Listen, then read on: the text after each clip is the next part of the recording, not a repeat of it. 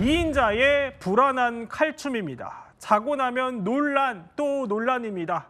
누구 이야기냐면요. 트럼프 정부의 이인자 바로 일론 머스크 이야기입니다. 이번에는 공무원 10,000명을 무더기로 잘랐다가 또 철회하는 소동을 벌였다고 하는데 도대체 이게 무슨 일인지 한번 짚어보겠습니다. 자, 임지혜 변호사.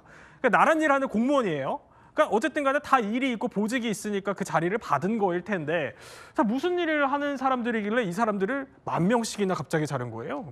지금 머스크가 수장으로 있는 부서가 이제 정부 효율과 관련된 측면을 끌어올리겠다 이런 지금 입장을 내세우고 있어요. 네. 그에 좀 발맞추어서 공무원의 각 부서별로 정말 많은 해고 인원들, 정말 해고 칼바람이 불고 있는데 이번에 문제되고 있는 건요. 에너지부입니다. 에너지부 산하의 국가핵안전청 소속 직원인데 원래 소속 직원 1,800명 중에 300여 명을 해고 통보했다고 합니다. 아, 그래요? 바로 해고가 이루어져서요. 이 정부 소속의 그 이메일 계정까지도 바로 박탈이 됐는데 네. 문제점이 있었어요. 이 핵안전청이 무엇을 하는 곳이냐. 결국 안전한 핵 관리를 담당하는 부서여서 굉장히 중요한 역할을 하고 있는 건데 제대로 이들 부서가 어떤 일을 하는지 모르고 해고한 거 아니냐 이런 이야기까지 나왔거든요. 네. 그렇다 보니 좀 또 부랴부랴 다시 복직을 또 추진했다고 합니다.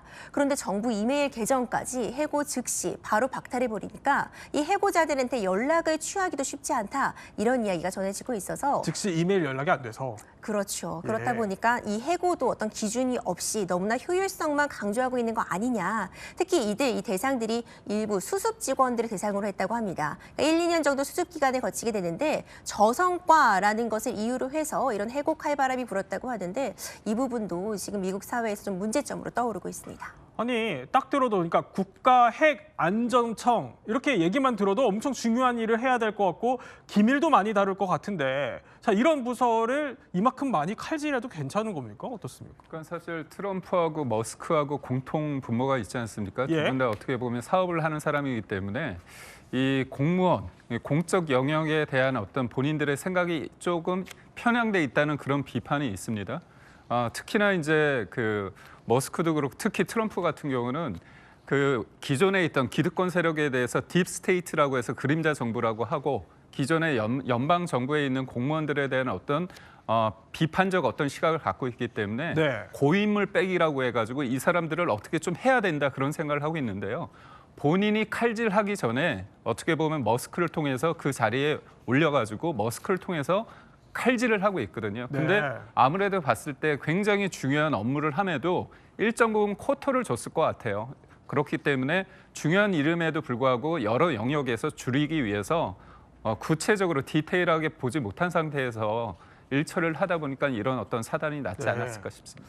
트럼프를 대신해서 하는 거다 이렇게 평가를 주셨는데 자 트럼프가 과거에 사실 TV쇼에서 당신 해고야 이래가지고 사실 유명해졌었잖아요. 뭐 그 발언을 머스크가 지금 대신하는 행보인 것 같아 보이기도 하는데 그렇다 보니까 미국에서 계속 불만이 쌓여서 네.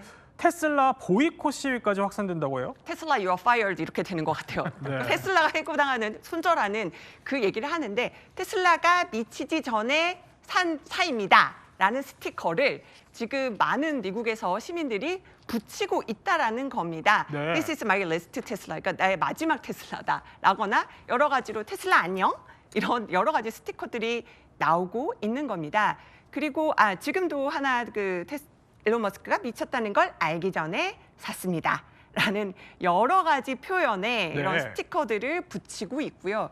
또 가수 있어요. 셰릴 크로우라는 가수인데 지금 보면 트럭에 테슬라 실려 있죠. 안녕 하면서 작별 인사를 건네고 있습니다. 저 테슬라 자동차 잘 가라고. 잘 가라 이런 거예요. 내 부모님은 항상 말씀하셔서 너는 네가 누구와 어울리느냐에 따라서 항상 달라진다. 그러면서 아예 작별 인사를 하는 것을 올리기도 했습니다. 네. 그 테슬라와 작별하는 영상들을 올리면서 이 일론 머스크에 대한 불만, 비판을 또 간접적으로 드러내는 목소리가 커지고 있는 상황입니다. 어쨌든 머스크 굉장히 정신이 없을 것 같은데 이런 와중에요. 또 다른 행보로 눈길을 끌고 있습니다. 무슨 행보인지 과거 발언부터 듣고 이야기 나눠보겠습니다. What keeps you up at night besides running 6 companies? Well, about waking this? up early, the longer term than that is the global population collapse. You know, birth rates have been collapsing pretty much worldwide, and we're headed to a situation where, for example, based on current birth rates, South Korea would have about a third of its current population, perhaps much less. I know you've been doing your part to maintain the birth rate in the U.S. Yes, I am. I mean, you've got to walk the talk. So I do have a lot of kids.